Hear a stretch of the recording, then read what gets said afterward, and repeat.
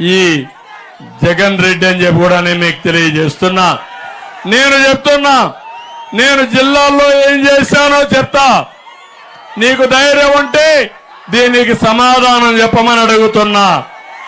నేను చిత్తూరు జిల్లాలో పదుల సంఖ్యలో ఎలక్ట్రానిక్ పరిశ్రమలు తీసుకొచ్చి యువతకు ఉపాధి కల్పించిన పార్టీ తెలుగుదేశం పార్టీ. ఇక్కడే కర్నూలు జిల్లాలో జైన్ ఇరిగేషన్ ప్రాజెక్ట్ అయితే 365 కోట్లు, నందికొట్కూరులో మెగా సీడ్ ఫ్యాక్టరీ కోసం 650 కోట్ల రూపాయలు పెట్టుబడి, ఇక్కడే 90 కోట్ల రూపాయలతో ఎయిర్పోర్ట్ కర్నూలులో కట్టాం.